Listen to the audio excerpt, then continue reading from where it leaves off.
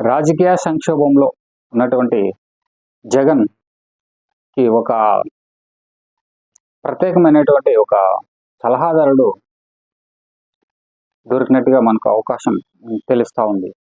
మరి ఎవరు అతను అంటే ఆల్రెడీ అతనికి సలహాలు ఇచ్చినటువంటి ప్రశాంత్ కిషోర్ మరియు అతనికి దగ్గర కాబోతూ ఉన్నాడా, మరి ఏంటి విశేషాలు అని ఇప్పుడు తెలుసుకున్నాం.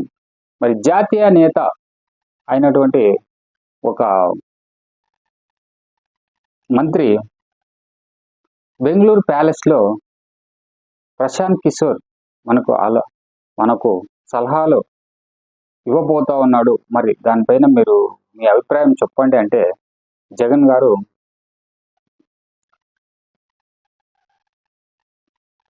సరే చూస్తాం అని చెప్పి వెళ్ళిపోయాడట.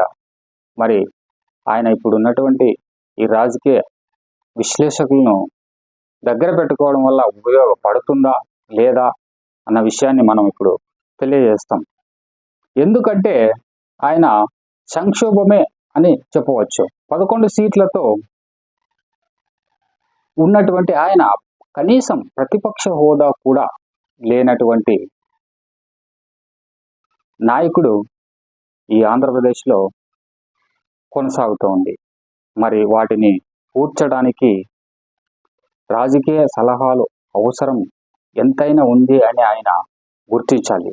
మరి గొప్పగా దేశంలో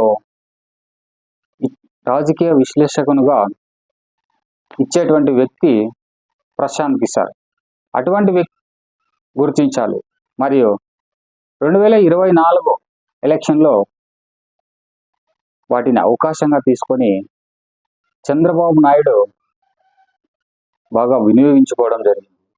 మరియు ప్రశాంత్ కిషోర్ చేసినటువంటి ఎత్తుగడలు ఏమి అంటే ల్యాండ్ టైటిల్ యాక్టింగ్ అనేటువంటి చట్టాన్ని ప్రజల్లోకి బాగా చొచ్చుకొని పోయేటట్లుగా చేశాడనేది ఆయన అభిముఖం. మరి వాటి ద్వారా టీడీపీ ప్రభుత్వం బాగా లబ్ధి పొందింది అనే చెప్పాలి.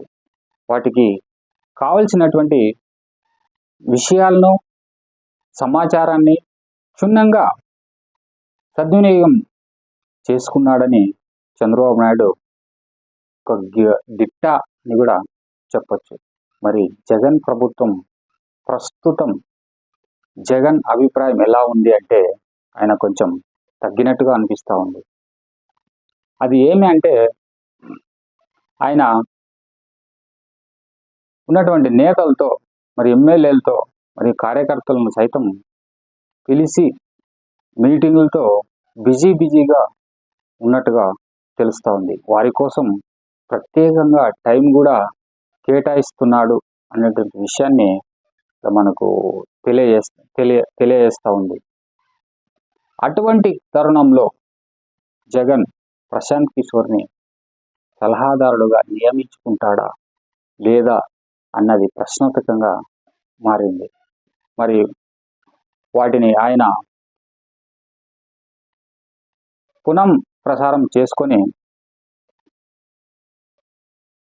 రాజకీయంగా ఎత్తుగడలు వేస్తూ ముందుకు సాగుతాడా లేదా అన్నది ఆయన భవిష్యత్ పైన ఆయన నిర్ణయం పైన ఆధారపడి